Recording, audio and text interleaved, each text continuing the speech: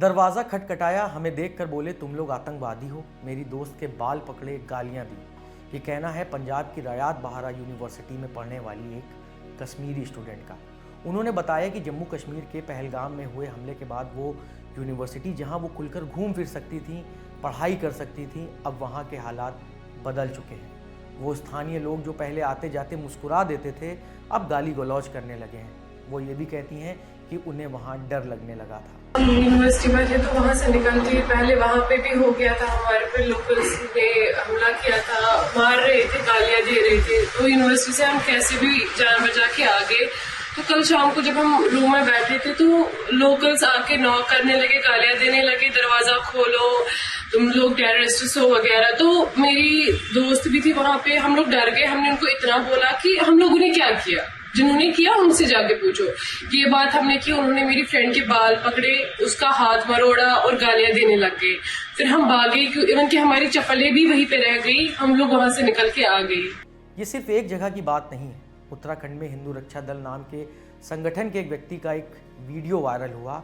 उसने धमकी दी कि हम सड़कों पर निकलेंगे और कोई भी मुस्लिम कश्मीरी हमें मिला तो हम उसका इलाज खुद करेंगे। जम्मू कश्मीर स्टूडेंट एसोसिएशन के मुताबिक हमले के बाद भारत के अलग अलग इलाकों में पढ़ रहे स्टूडेंट्स के परेशानी भरे फ़ोन आ रहे हैं। स्टूडेंट्स सुरक्षित महसूस नहीं कर रहे हैं, उन्हें डर है कि उन पर हमला हो सकता है। मीडिया रिपोर्ट्स के मुताबिक इस नफरती संदेश के बाद कई स्टूडेंट्स घबरा गए। उन्होंने तुरंत दोगुने दाम पर टिकट खरीदे और अपने घर को वापस लौटने लगे।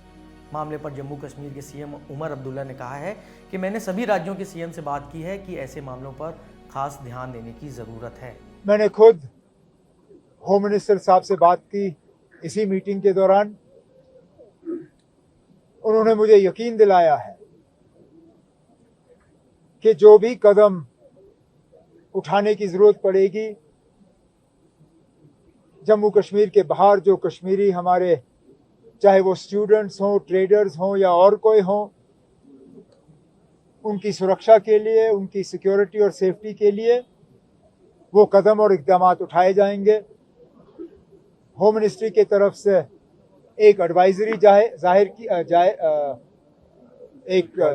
जारी किया जाएगा और होम मिनिस्टर साहब ने खुद कुछ चीफ मिनिस्टरों के साथ इसके बारे में बात की।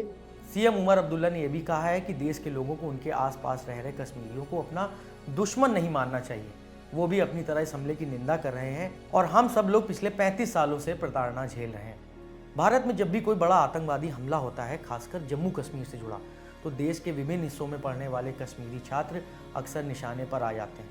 हमें पता है कि आतंकी हमले देश की सामाजिक सद्भावना और शांति पर चोट पहुंचाते हैं। ये आतंकी घटनाएं एक किस्म के आक्रोश को भी जन्म देती हैं, जिसका शिकार वो कश्मीरी छात्र भी हो जाते हैं जो भारत के अलग अलग हिस्सों में पढ़ाई लिखाई करने जाते हैं। हम इन घटनाओं से सबक क्यों नहीं लेते? याद कीजिए, साल 2019 में पुलवामा हमले के बाद भी देश भर के कश्मीरी छात्र खौफ में जीने को मजबूर हो गए थे। कई राज्यों में उन पर हमलों के मामले रिपोर्ट हुए थे। 20 फरवरी 2019 के रोज महाराष्ट्र के यवतमाल में कश्मीरी छात्रों के ग्रुप पर शिवसेना की यूथ विंग यानी युवा सेना के कार्यकर्ताओं ने हमला बोल दिया था।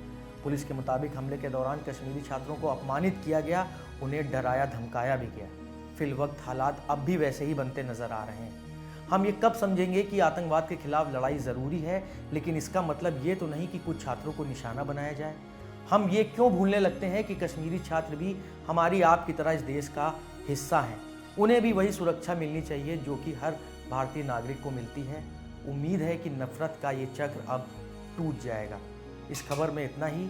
इस मामले से जुड़े अपडेट्स हम आप तक यूं ही पहुंचाते रहेंगे। खबर की स्क्रिप्टिंग की है हमारी साथी रक्षा ने, कैमरा संभाल रहे हैं दानिश। मैं हूं नीरज और आप देखते रहिए दी लल्लन टॉप।